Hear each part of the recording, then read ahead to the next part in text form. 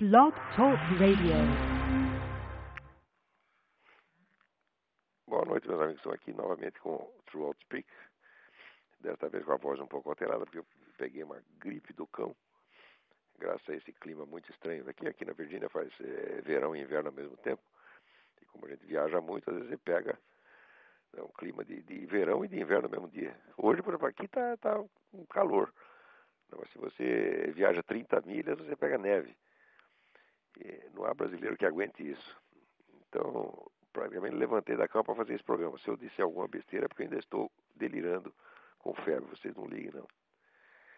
Mas esta semana a primeira coisa que me chama a atenção aqui são essas duas notícias simultâneas. Uma entrevista que saiu na Folha com Immanuel Wallerstein,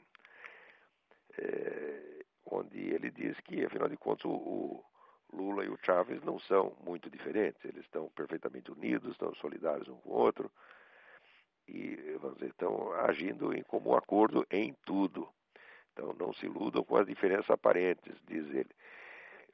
O detalhe interessante é que esse Wallerstein, ele é junto com Istvan Mesaros e com Antônio Negri, é um dos três maiores teóricos do movimento comunista internacional. Ele é o equivalente do que seria nos anos 50 o Roger Garaudy ou Henri Lefebvre, né? E a Folha, ao dar aqui os créditos dele, diz apenas sociólogo norte-americano, pesquisador sênior da Universidade Yale e autor do livro Declínio do Poder Americano. Quer dizer que não informa ao leitor que se trata de um teórico comunista. Quando vai entrevistar um homem da direita, vem sempre o carimbo ideológico. Mas aqui, não, é preciso dar uma ideia de neutralidade para, vamos dizer, explorar a credulidade do leitor. Isso aí é típico da Folha, né, seu Otávio Frias? Esse seu jornalzinho é filho da puta mesmo, né?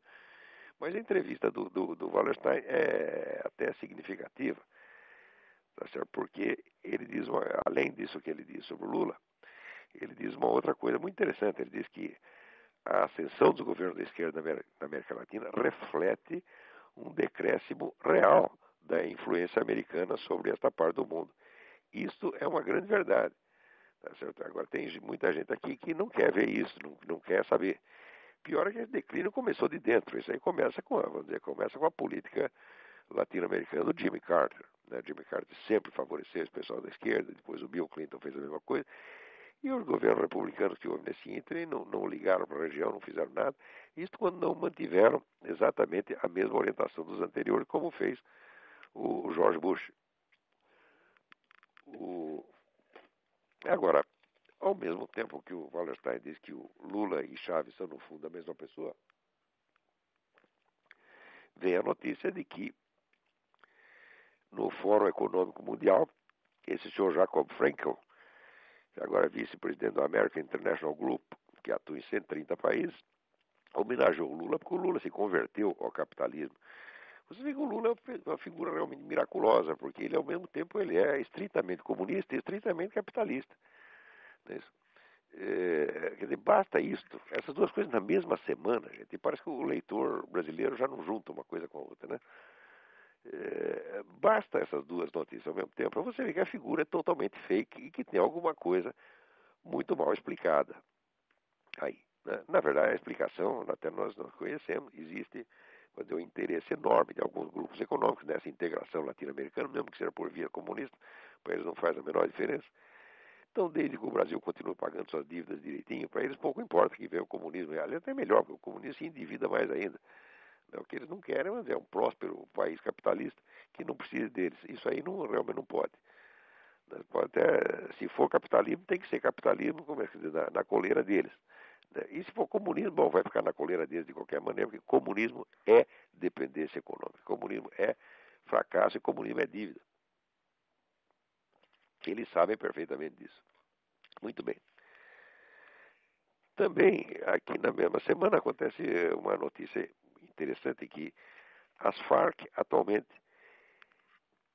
conserva em seu poder 1.100 prisioneiros sequestrados para fim de extorsão, aguardando, né, o pagamento do resgate para não sei quando. Quer dizer, não existe nenhuma cadeia na América Latina, nem mesmo em Cuba, que tenha 1.100 prisioneiros políticos ao mesmo tempo. A Farc tem. Né? E o nosso governo continua aí em muito boas relações com a Farc, né? Afagando a cabeça delas e nada fazendo contra a atuação dela, que no Brasil está cada vez mais ousada. Né? Aqui, outro e-mail que eu recebo aqui, Jorge Figueiredo. Agora que as drogas foram liberadas no Brasil, aqui no Rio de Janeiro, as Farc já deixaram de ser atacadistas para ser distribuidoras. O tráfico já não é mais feito nas favelas. As Farc estão entregando diretamente ao consumidor por delivery. Basta pedir que o motoboy leva na porta de casa. Não é uma maravilha? É o progresso, gente, é o progresso. Né? Agora, para garantir que não terão concorrentes, guerrilheiros das Farc estão entregando nas favelas e acabando com os traficantes comuns. A Tropa de Segurança Nacional, a Polícia Federal, são apenas segurança das Farc para garantir o sucesso do monopólio total do narcotráfico de drogas. Eu nunca tive dúvida disto. O fingimento de simulacro de combate às drogas que este governo tem feito é apenas para eliminar a concorrência das Farc e abrir o caminho. As Farc já tem o monopólio, boa parte da América Latina, vão ter no Brasil também. E já estão, segundo aqui nos informa o Jorge Figueiredo, a coisa já está assim. Daí continua ele aqui. Toda esta perseguição aos comandantes das polícias militares e civil faz parte do plano das Farc de reformatação do tráfico. Também não tenho a menor dúvida disso. Né? E por aí vai. Então, gente, olha, para entender a política de um país, você não pode olhar somente o lado econômico, como faz esse pessoal, sabe, liberal, aí que acha que não, como o Lula está cumprindo direitinho aí as determinações do Banco Mundial, etc. Então, quer dizer que ele passou por capitalismo. Isso é uma estupidez, né? Monstruosa, tá entendendo? Isso quando não é estupidez proposital, quer dizer, o sujeito está lá como desinformante mesmo. Né? Agir pela linha do capitalismo ortodoxo, até Lenin agiu durante um tempo quando lhe interessou. Não, o que você tem que ver não é a política econômica, o que você tem que ver é isso aqui, por exemplo, a política de segurança, onde está desmantelando totalmente o Estado brasileiro e entregando na mão dessa gente, está criando uma tropa, está criando um exército revolucionário entre Farc, PCC, Comando Vermelho, MST. Isto já é, evidentemente, o núcleo do futuro exército revolucionário. O Lula está criando isso, pô. Quer dizer, é claro que o pessoal do Foro São Paulo tem que confiar nele. É claro que o Chaves tem que confiar nele. Essas pessoas estão por dentro. Eles não são os idiotas que, vamos dizer, se baseiam somente em notícia que saiu na Folha de São Paulo ou no Estadão. Não, eles leem os relatórios, leem as atas do Foro de São Paulo. Eles têm contato direto com o Lula, pois não precisam dessa idiotice chamada mídia brasileira para informá-los. Então, como eles sabem o que o homem está fazendo, eles confiam nele porque sabem que ele é fiel. Por outro lado, os camaradas lá do Fórum Econômico Mundial também sabem que ele é fiel porque eles só olham as estatísticas, os relatórios dos bancos, etc., e dizem que está tudo em ordem. Então, no meio disso, quer dizer, isso que estamos vendo é um país que, com a aprovação dos grandes centros capitalistas mundiais, está caminhando, vamos dizer, para o comunismo muito rapidamente. Muito bem. Tem um outro e-mail aqui, Marcos Paulo. Caro professor, saudações. Me chamo Marcos Paulo, resido em Vitória, Santo Antão, Pernambuco.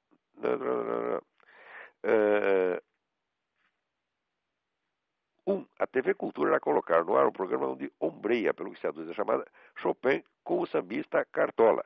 Eu entendo perfeitamente, acho que eles têm toda a razão, porque eles não conseguem perceber diferença nenhuma.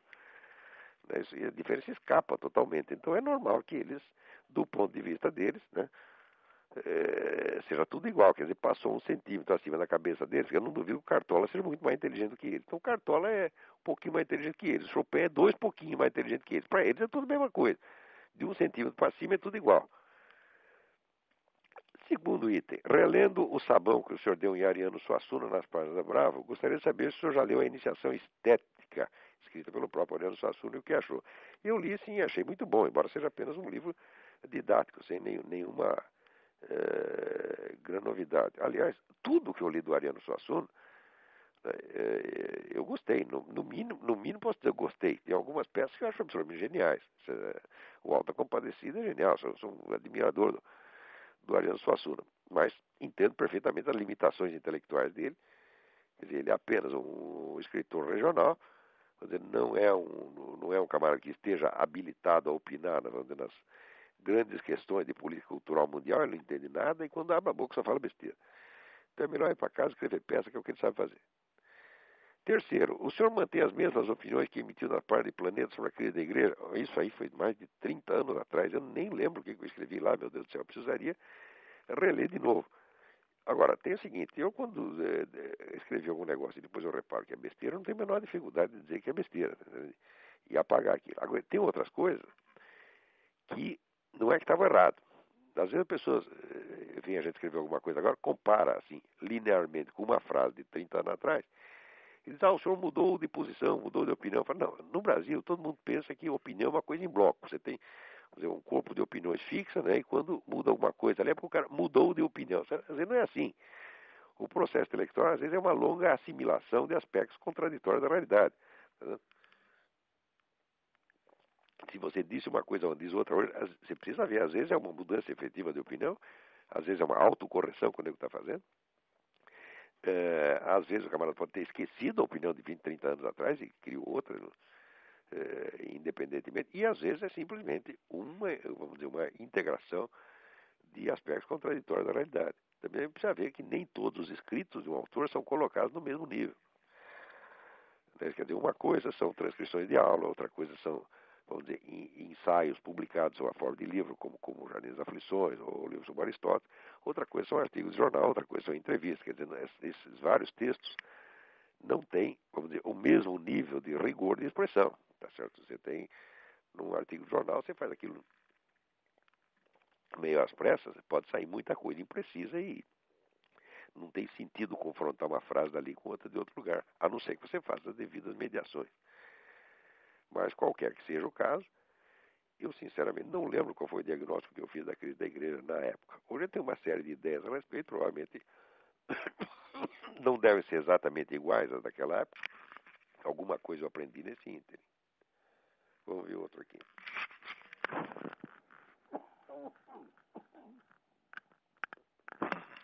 Aqui, Fernando Ferreira.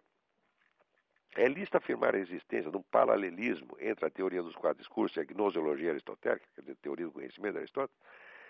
Bom, a resposta é sim. Não apenas é lícito afirmar esse paralelismo, como eu mesmo, no final do meu livro sobre Aristóteles, eu já coloquei isso aí. Quer dizer, a teoria dos quatro discursos, essa sucessão, sucessão escalar dos quatro discursos, que vai do poético, retórico, dialético, lógico ou lógico-analítico.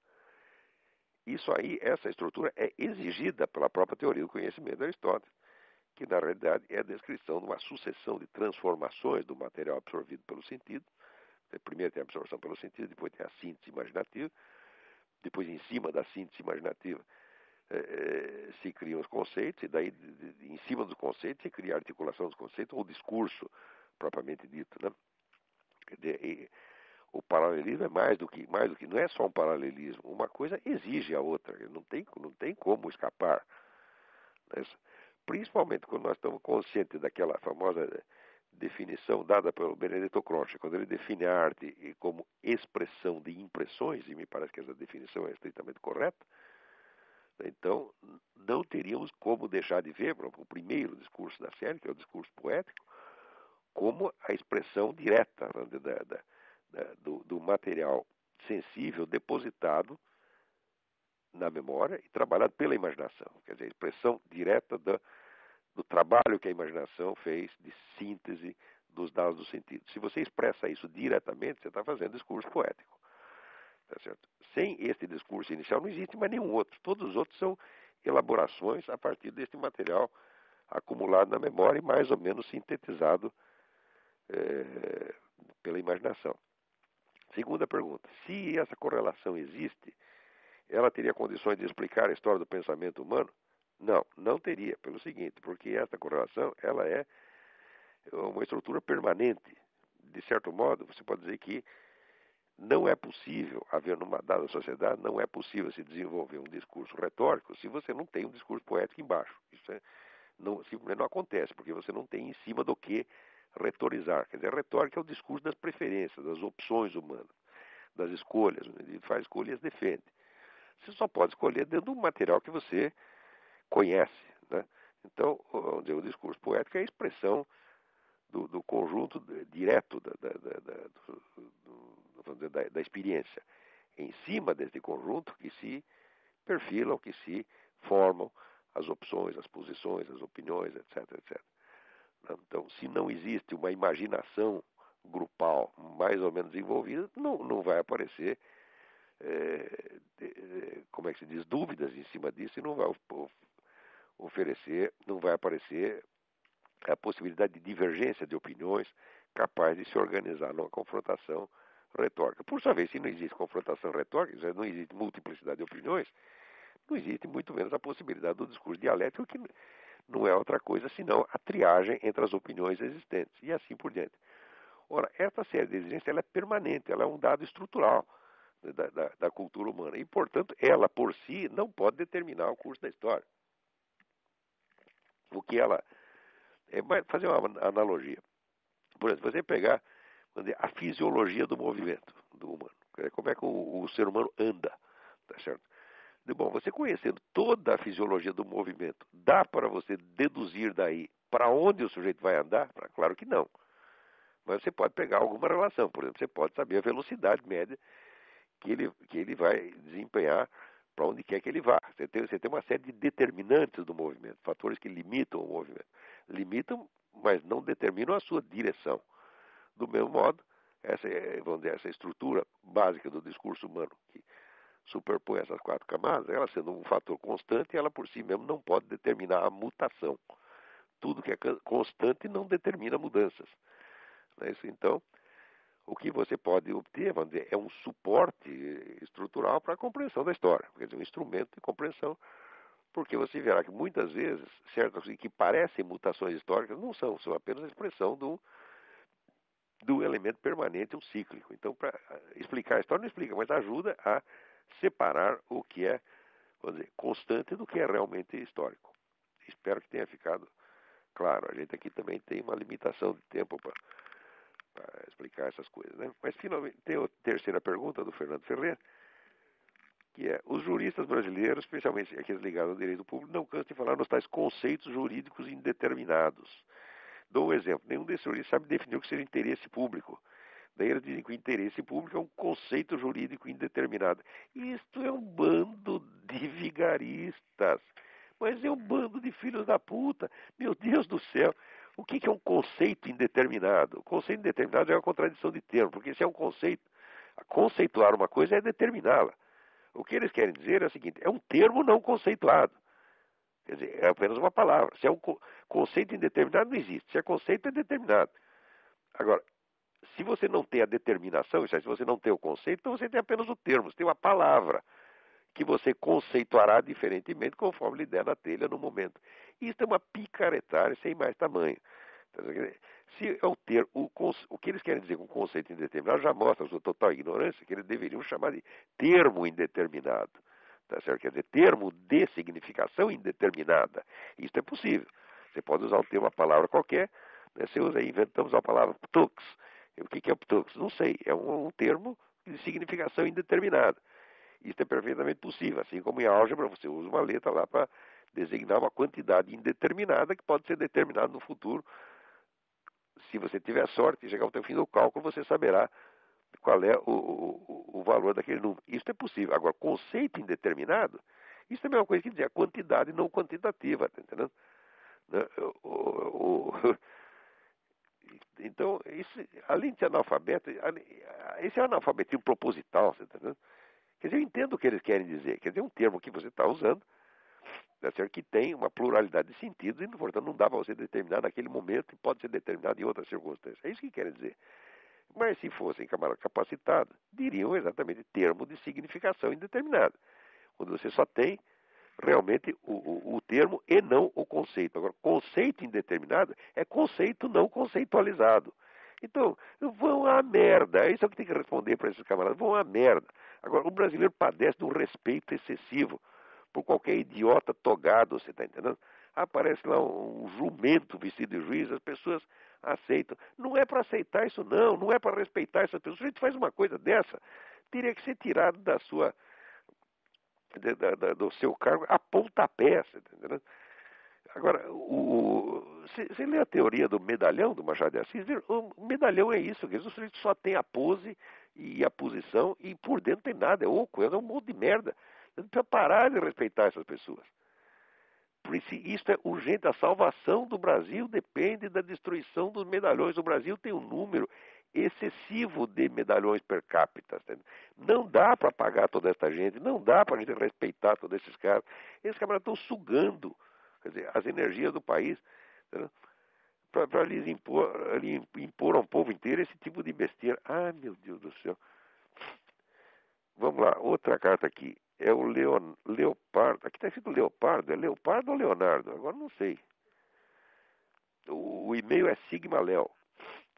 E meu último e-mail eu tentava ver se ainda podia ver alguma coisa que se salvava no Concílio Vaticano II.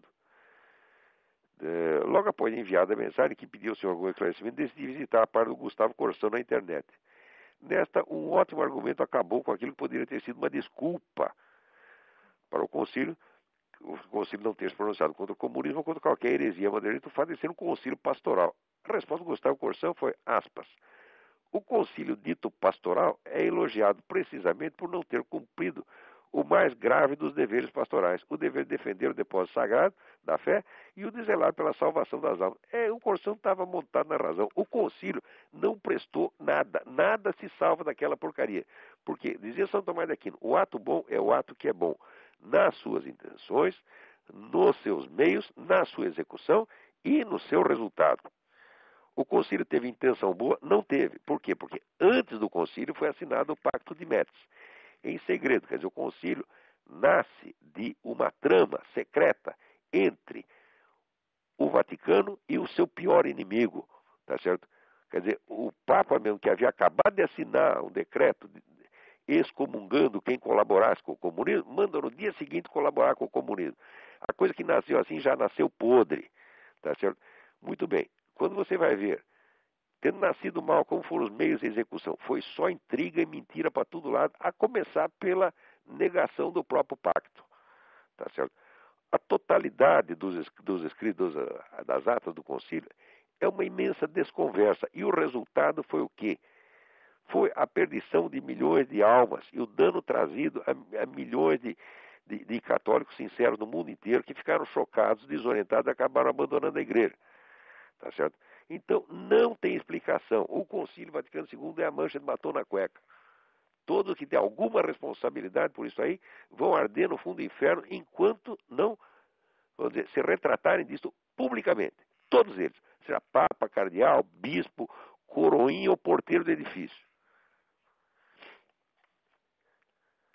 No tempo do concílio, até eu sou um filho da puta também. Por quê? No tempo do concílio, foi 63, eu fazia um programa de rádio para criança. Tá certo? Quer dizer, eu já falava naquela época, né? Já dava palpite naquela época. E era uma rádio católica. E eu lá falei bem do concílio. Tá, retiro qualquer coisa que eu possa dizer. Nem a menoridade me desculpa. Tá certo? Acreditei de boa fé, mas era um cretino, não sabia o que estava se passando lá. Vamos lá.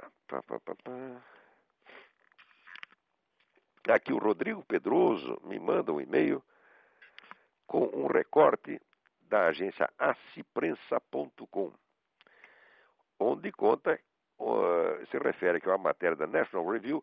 Por incrível que pareça, eu sou assinante da National Review, recebi aqui, mas como eu estava chumbado esses últimos dias, nem abri a revista. Fiquei sabendo do negócio graças aqui ao Rodrigo Pedroso. Depois vou olhar na revista direito. E conta aqui um autor que eu já conheço bastante, que é o Ion Mihai Pacepa. Ion Mihai Pacepa era o chefe da espionagem soviética na Romênia. E esse sujeito sabe um monte de coisa. Né? Ele escreve os artigos na newsmax.com, sempre muito interessante. E agora ele contou mais uma aqui. Diz que em fevereiro de 1960, Nikita Khrushchev aprovou um plano supersecreto para destruir a autoridade moral do Vaticano na Europa Ocidental. Eugênio Pacelli, então Papa Pio XII, foi escolhido como o principal alvo da KGB, como sua encarnação do mal.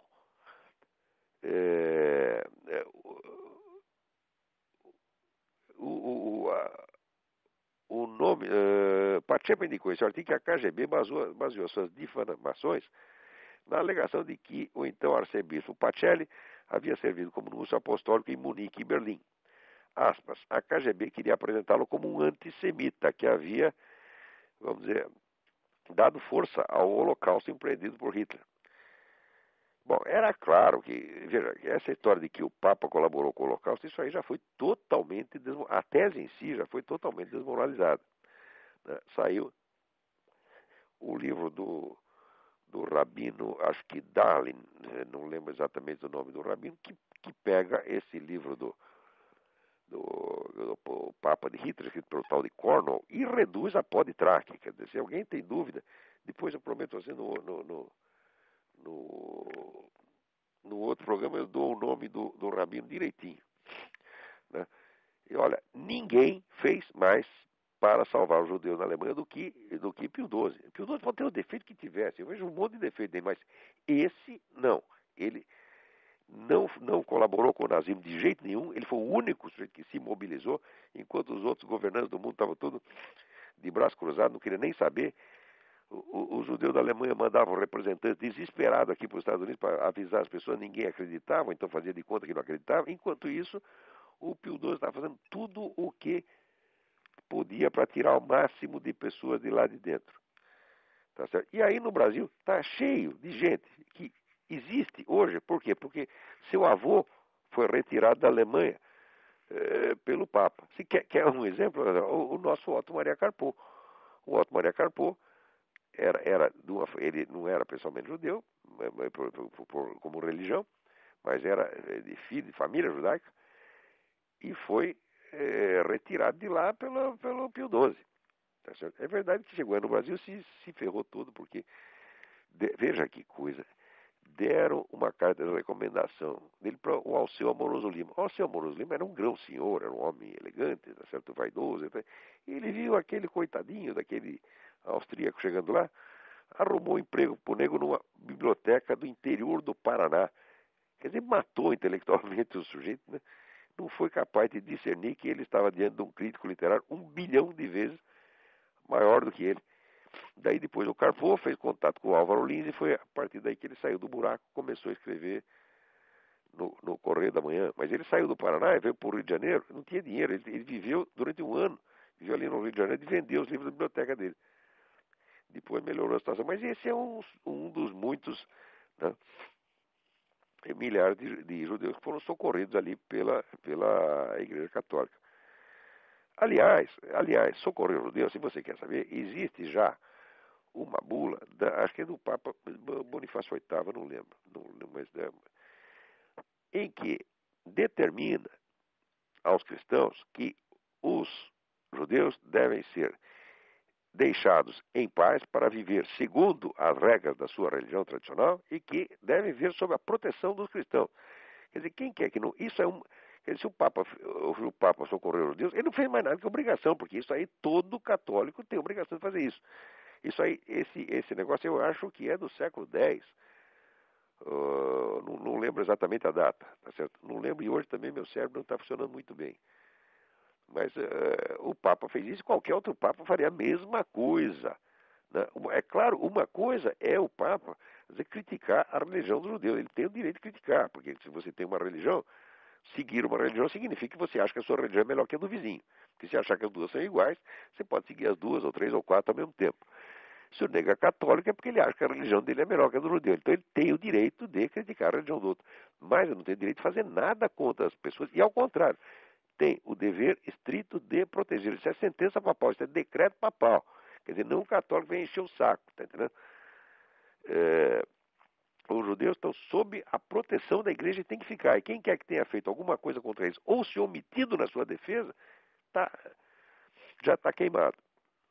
Vamos lá. Aqui tem uma história muito estranha, que diz que a cineasta Alexandra Pelosi, a filha da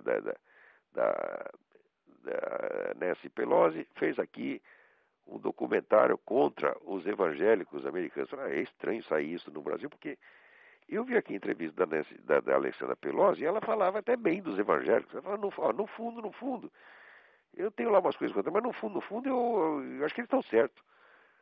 Quer dizer, eu não estou entendendo direito esta esta notícia aqui. Muito bem, vamos ver o que mais temos aqui. Olha aqui, Pedro Costa me manda um artigo.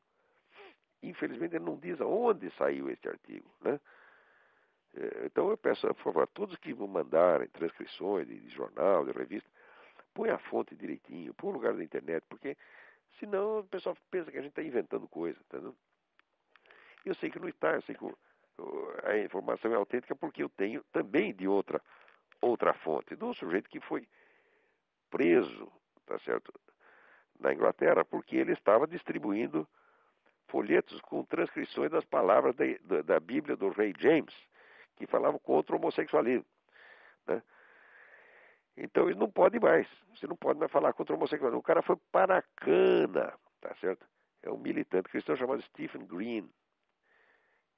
Quer dizer, não tem o direito de falar, mesmo que seja com palavras da Bíblia. Ora, se pode circular a Bíblia, então pode circular uma citação da Bíblia. Que raio de coisa é esta?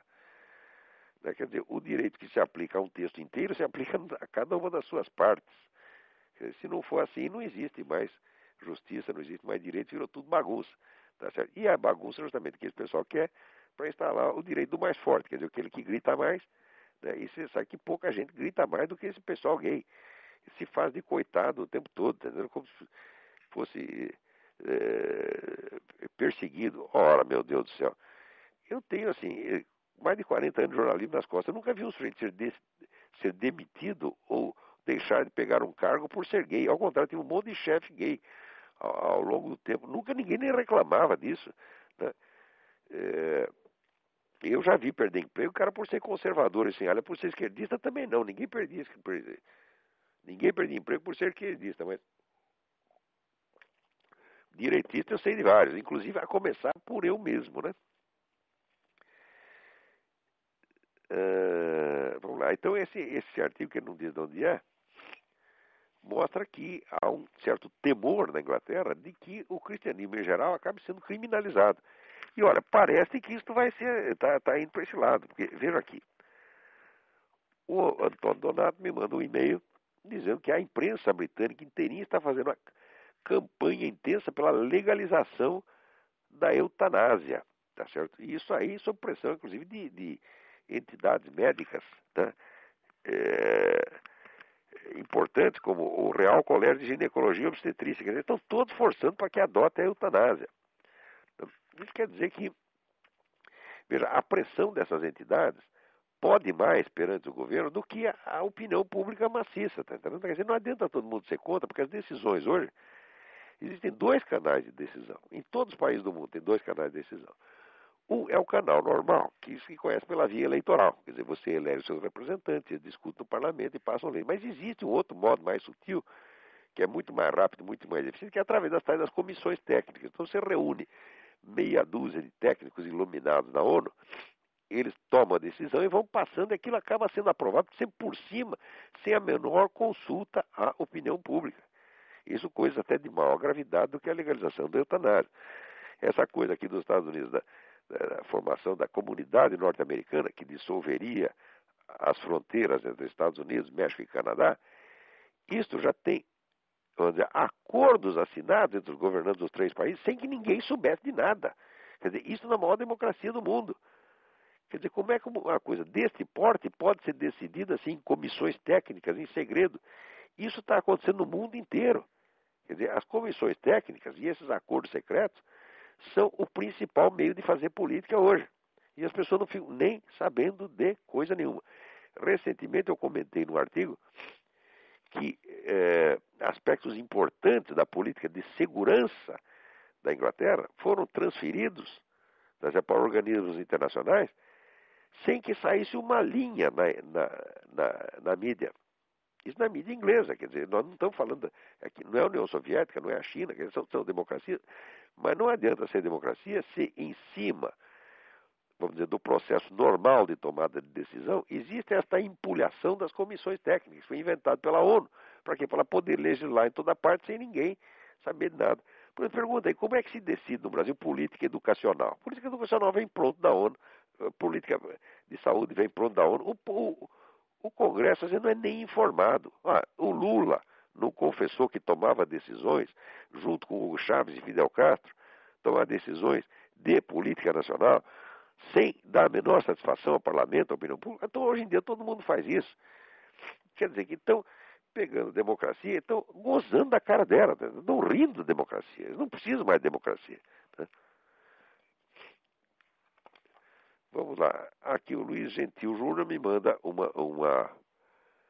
e-mail contando aqui que, olha aqui, mostra a fotografia de um médico que foi brutalmente, o Dr. Aldo Consuegra Martínez e sua esposa Raima, foram brutalmente surrados pelas autoridades cubanas só porque disseram que queria sair do país. Isso acontece realmente. Então, quer dizer, veja, vocês conhecem algum jornal brasileiro que dê notícias periódicas sobre o estado das prisões políticas em Cuba, na China, nos países islâmicos? Não, ninguém dá. Todo mundo faz de conta que isso não existe. Que isso não existe. Uma vez eu perguntei ao Otávio Frias de Oliveira por que o jornal dele era tão enviesadamente anti-americano. Por que qualquer delitozinho real, imaginário da americana, fazia um forrobodó, e quando era Cuba, a China, estava fazendo de conta que não existia. Ele me responde o seguinte: não, é justamente porque os Estados Unidos são uma democracia, nós ficamos mais chocados, etc, etc. Veja o código moral desse sujeito. O que ele está querendo dizer é que o delito pequeno cometido por um homem honesto é mais escandaloso do que o delito usual cometido por um bandido profissional. Isto lá é moral? Isso é moral invertido, isso é moral do capeta, pô.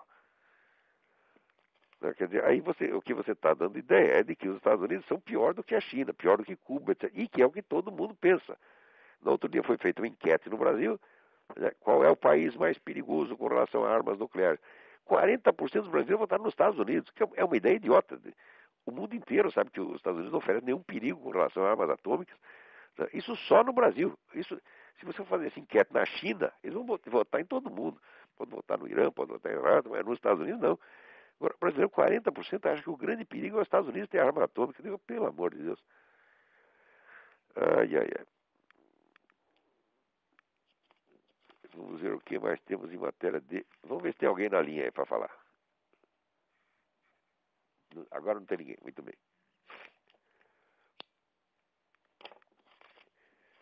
Então, eu queria aproveitar e contar um negócio para vocês aqui. É uma notícia pessoal. Desde a semana passada, eu faço parte do comitê de honra de uma organização chamada Forces, Forces. O site é forces.org, www.forces.org, que é um site, vamos dizer, de anti-antitabagismo. Quer dizer, é um site destinado a reunir a documentação, tá certo? Que prova toda a vigarice desse movimento antitabagista mundial. É uma coisa muito impressionante a documentação que eles colocam lá, que mostra que está havendo realmente falsificação de dados, tá certo? Por iniciativa de dois centros, a ONU, a Organização Mundial de Saúde, e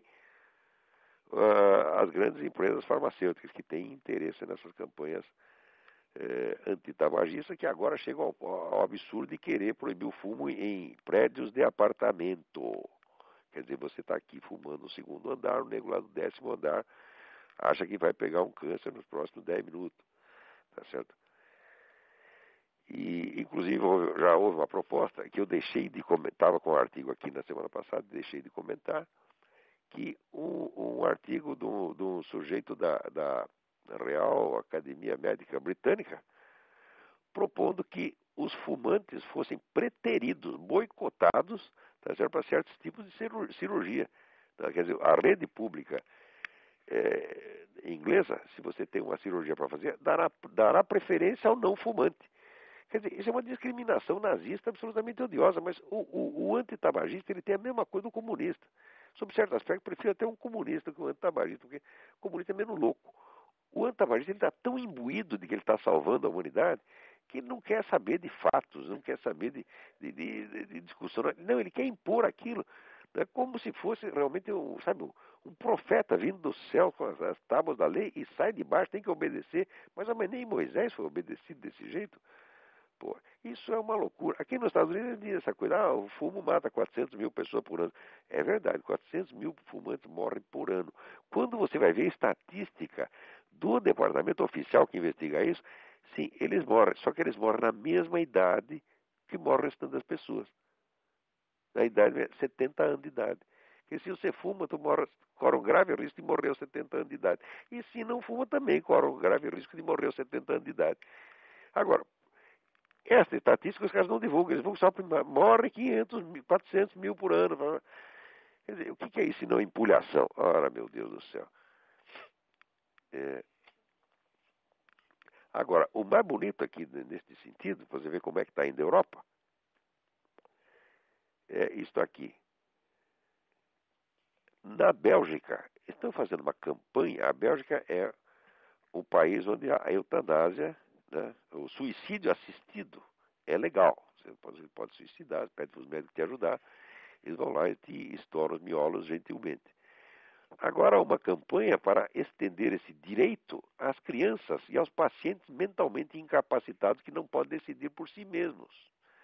Quer dizer, tem lá uma criança doente, os outros decidem que está enchendo muito o saco, está gastando muito dinheiro para cuidar do moleque, e você decide, mata logo, filho da puta, acaba com isso, tá entendendo? Agora, você quer que eu fale disso numa linguagem educada? O que é isso, meu Deus do céu? Né? Quer dizer, e os pacientes mentalmente incapacitados que não querem decidir, não podem decidir por si mesmo. Quer dizer, está lá o sujeito louquinho, né? O louquinho pegou lá um câncer, não estão conseguindo resolver o câncer dele, fala, vamos, tira o cara do caminho logo, joga no lixo, pô. Né? E agora, eu tenho certeza que as pessoas que fazem essa campanha alegam aqueles motivos humanitários tão lindos que se você ouvir os negros falar, você chora, pô. Agora tem gente aí na fila esperando, vamos ver, vou falar com o primeiro aí. Alô?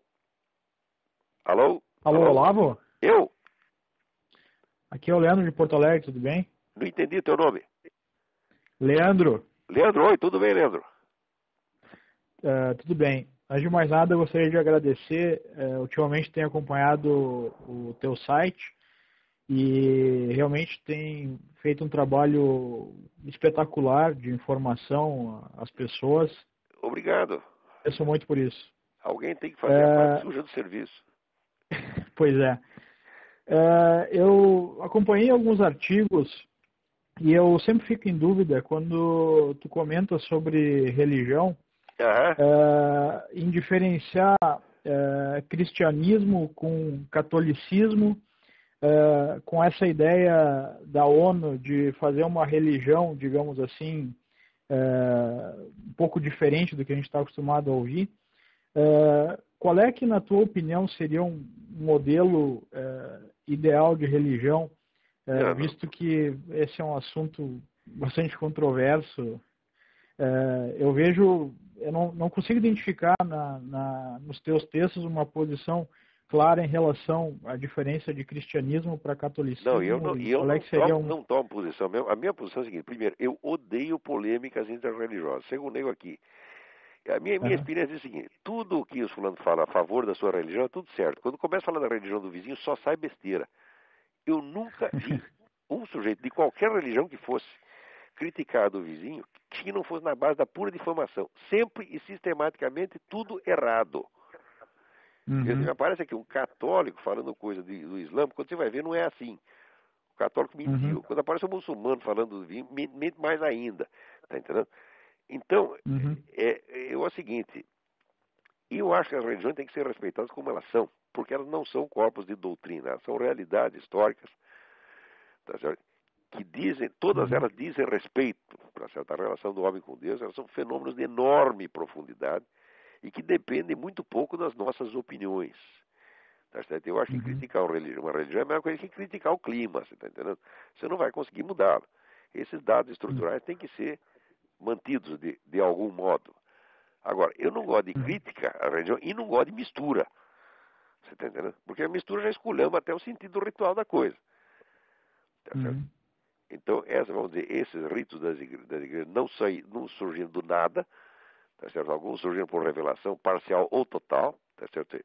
Você pode ter, do ponto de vista de uma religião, você pode negar que a outra seja totalmente revelada, mas não que houve, pelo menos você não pode negar alguma revelação pessoal lá dentro, não pode, tá certo? Então, vamos dizer, as polêmicas interreligiosas são absolutamente estéreis e são muito utilizadas pelos inimigos da religião em geral. Tá certo? O que circula de mentira, tá certo, a respeito das religiões é uma coisa do outro mundo, uma coisa do outro mundo. Qualquer idiota que você perguntar, tá certo, vai te dizer que a igreja matou milhões, a Inquisição matou milhões de pessoas, etc, etc. É claro que não. É claro que não foi assim. Quando você chega a fazer o cálculo máximo, foi da Inquisição Espanhola foram 20 mil pessoas ao longo de 4 séculos. Quer dizer que, estatisticamente, é um nada, na verdade. Né? A Revolução Francesa matou 10 vezes isso em uma semana. E as mentiras que circulam a respeito de judeu, que circulam a respeito de muçulmano, porra. Entendeu? Tudo isso é nojento. Né? Então, eu acho que tomar posição nisso aí está errado. Se você quer saber qual é a minha fé pessoal, eu sou católico, sempre fui. Tá certo? Agora, nós estamos numa época, vamos dizer, de muita ambiguidade, porque você disse, sou católico, bom, então eu tenho que seguir o Papa direitinho. Falou, olha, eu nem sei se o mandato desse Papa é válido, porque houve tanta contestação, e eu li todo o material das igrejas dissidentes, pré-conciliares, tem muita coisa ali que a gente não tem como negar, então hoje nós estamos numa dúvida. O Concílio Vaticano encheu todo mundo de dúvida. Quando você está em dúvida, o que você faz? Você espera e reza. Eu não vou sair condenando as pessoas à toa, eu não vou fundar uma outra igreja, não vou, não vou tomar posição enquanto não souber a realidade das coisas. No Brasil, as pessoas às vezes têm que ter opinião sobre tudo. Fica um pouco complexo porque às vezes tu observas alguns padres católicos aqui no Brasil falando a favor de MST, Bom, isso nem se revolução. Fala. Eu tenho certeza de que a igreja que fez o Concílio Vaticano II estava todinha podre e infiltrada. Isso aí você tem a prova total hoje. Viu essa coisa da KGB que eu falei, esse dado apareceu agora, mas quem não sabia que isso foi coisa da KGB? Todo mundo sabia. Agora, a KGB não era fazer a campanha de difamação. A KGB estava dentro do Concílio Vaticano II. Tá certo? Então, como é que a gente vai ceder à autoridade dessas pessoas? Eu falo, não sei se você tem autoridade. Não sei e não sou obrigado a poder obedecer. Em caso de dúvida, eu estou falando de consciência. Tá entendendo? Então, as questões... A única defesa contra isso seria a consciência individual. Não tem outro jeito. Não tem outro jeito, você tem que rezar e pedir diariamente a Jesus Cristo que te ilumine, porque não é que você está contra a autoridade, é que a autoridade sumiu, meu Deus do céu. Você está entendendo? Exatamente. Está difícil saber onde ela está hoje. Né? Quem é que representa realmente a autoridade espiritual dentro do mundo cristão. Então, eu acredito que quem representa essa autoridade espiritual são as igrejas no seu conjunto. Você está entendendo? E eu acredito piamente na unidade profunda das igrejas cristãs. Acredito que o cristianismo é um só. Tá certo? E não creio que as divergências não possam ser resolvidas. Tá certo? Com outra religião é outro problema. Tá certo? Com relação aos judeus, já acabei de dizer o que eu acho. Tem que deixar eles fazendo do jeito que eles sempre fizeram. Tá? Isso aí é decreto papal, não é eu que inventei. E é de uma época em que não havia dúvida quanto a quem era a autoridade do mundo cristão. Tá certo? Então, esse decreto está em vigor. Quer dizer, a gente tem que proteger o judeu e defender o direito de ele seguir o rito dele. Tá? Acredito que fica mais centrado na figura de Jesus Cristo em si, ao invés... Quanto ao protestantismo, tá certo? Olha, quanto ao protestantismo, eu não tenho como negar a autenticidade espiritual de muita coisa que vem dali. É claro que acontece. Como é que você vai explicar que o único país do mundo onde a religião cristã ainda é uma força política considerável seja um país protestante? Você acha que Deus ia deixar isso acontecer, isso só de cinismo? Quer dizer, se o protestantismo não tem nenhuma raiz autêntica dentro do cristianismo milenar, como é que pode acontecer uma coisa dessa? Entende minha pergunta? Entendi. Então, alguma coisa de bom tem ali. Não sei o que é, mas que tem. Também não sou eu que vou julgar isso aí, tá entendendo? Eu só não gosto de ouvir o sujeito falar mal da religião do vizinho. Te recomendo isso pra você. Pegue o que tem de bom, siga os conselhos do apóstolo, experimentar de tudo e ficar com o que é bom. Isso depende totalmente da consciência individual. Né? Que outro remédio você tem? Mas não deixa a consciência individual solta. Peça ajuda a Deus. Ok, muito obrigado. Obrigado eu. Vamos lá, quem vai estar na linha aí? Alô? Alô? Alô? Alô, quem está aí na linha? Alô, Olavo? Eu? Oi, Álvaro, do Canadá. Tudo bem, Olavo? Oi, tudo bem? Tudo bem. Olavo, bom, antes de mais nada, meus parabéns aí pelo teu programa, que não tem preço. Né? Obrigado, obrigado. Principalmente num espaço tão limitado como a gente tem em algo que se chama de mídia brasileira, né? Então, Pois é. bom, mas, Olavo, particularmente com relação a essa questão de educação, na verdade isso que eu vou me referir é ligado a uma deseducação. Eu gostaria que tu me clarificasse uma coisa que para mim estava absolutamente obscuro, tá? E a partir das tuas conversas eu estou começando a esclarecer algo, certo? Que nós temos visto na prática aqui no Canadá. Esse movimento de ignorância mundial que se vê em nível de educação, que a gente viu no Brasil, o movimento de reforma, etc. Por acaso isso está ligado a esses movimentos chamados de alta performance, como o do International Baccalaureate, que nasceu justo em 68 na Suíça, e me parece algo que veio extremamente em oposição àquilo que tem nos Estados Unidos, que é o Advanced Placement. Quer dizer, está me parecendo isso aí, e aqui particularmente no Canadá a gente vê isso de uma maneira muito forte, né? Quando nos Estados Unidos tu tem 30 vezes mais APs em relação a IB, e a performance é infinitamente maior. Quando tu pega o IB, o conteúdo é simplesmente emburrecedor de quem está lá dentro. Então, a minha pergunta para ti era a seguinte: por acaso está ligado àquele movimento de esquerda nascido a partir desse movimento europeu em 68, quando eles criaram esse IB? Porque a diferença de currículo é simplesmente assustadora. Isso já vem de antes. Já vem de antes. A história inteira você pode ver num livro que se chama The Deliberate Dumbing Down of America. Peraí, vou te dar o nome da autora. Peraí. Sugestivo.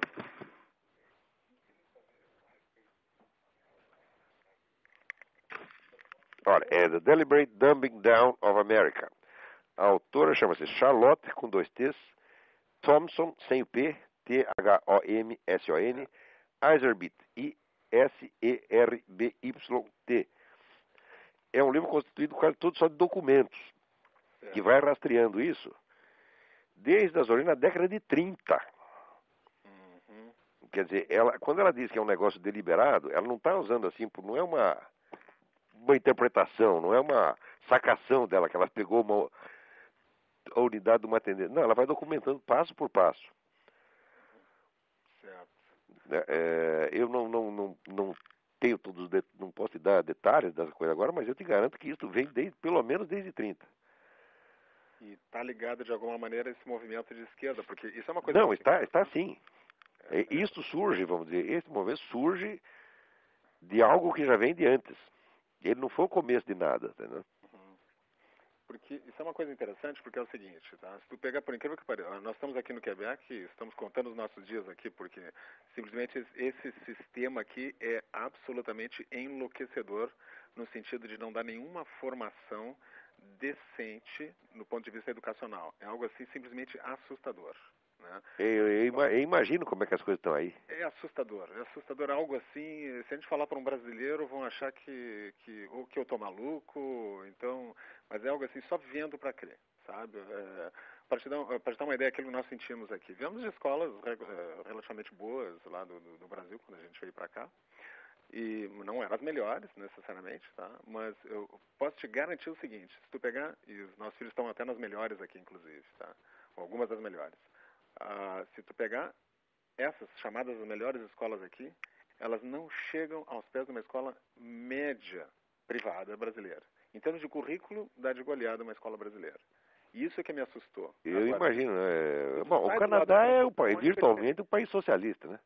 Exatamente, né? E como isso surgiu na Suíça, exatamente no ano daquelas revoltas na França, em 68, ano do AI-5 no Brasil, etc., me parece que o IB ele surgiu exatamente nessa época, né? E parece como uma contraposição ao AP. E não é à toa. Então, a partir daí me veio, poxa, não tem como os Estados Unidos não estar na posição de liderança que eles têm hoje. Para 14 mil escolas AP. O que salva aqui é o seguinte, é que você tem um monte de escolas particulares. Sim. E não é tudo regulamentado. Quer dizer, esse movimento vai aos poucos, ocupando espaço, mas ainda tem uma margem de liberdade enorme. Certo. E o americano sabe usar isso, quer dizer, ele não espera as coisas do governo. Agora, num país como o Canadá, tudo vem do governo, você não tem para onde correr. É verdade. Uhum. É. Agora, eu vejo o seguinte, eu vejo que aqui, por exemplo, em ensino público, a gente vê que é um negócio nefasto mesmo, entendeu? Uhum. É verdade. Mas ainda falta muito para chegar no nível brasileiro, né? Uhum. Ainda está melhor que o Brasil, mas do ponto de vista ideológico, é uma coisa medonha, é um massacre. Uhum. Né? Certo. E não tem muito espaço para divergência, não, porque as pessoas nem imaginam que isso existe. Agora, tem muita escola particular que não é assim. Uhum. Eu conheço o programa, todas elas, andei estudando isso até para os meus filhos, depois eu vi que eu não ia ter condição financeira de bancar uma escola particular, botamos aqui na escola pública, mas diariamente eu tenho que fazer a deslavagem cerebral das crianças aqui, né? Sim. Mas mesmo em escola pública nos Estados Unidos, você encontra escolas. Tem 14 mil escolas APs, né? Quer dizer, Sim, ainda tem muita coisa boa. muita coisa boa. Agora, Nossa! enquanto tu tem 14 mil APs para 440 IB, né, E a gente vê assim, vida intelectual no mundo é aqui. Se você somar todos os países da Europa, não dá um décimo do que tem aqui. Quer dizer, aqui é a capital intelectual do mundo hoje em dia. Não dá nem para discutir. É. Beleza, muito obrigado. Então, se você sair daí, vem para cá. Será muito bem recebido. Venha me visitar aqui. Pode ter certeza. Daqui a pouco a gente está visitando aí. Tá bom. Vamos dar uma chegada aí. Muito obrigado. Tá bom. Novamente. Boa sorte aí. Tchau, tchau. Um abraço a você. Vamos ver quem vai ter aí. Alô? Quem está na linha? Alô? Alô? Alô? Alô? Quem está na linha? É o Luiz Afonso? Luiz Afonso, de Portugal? Exatamente. Epa!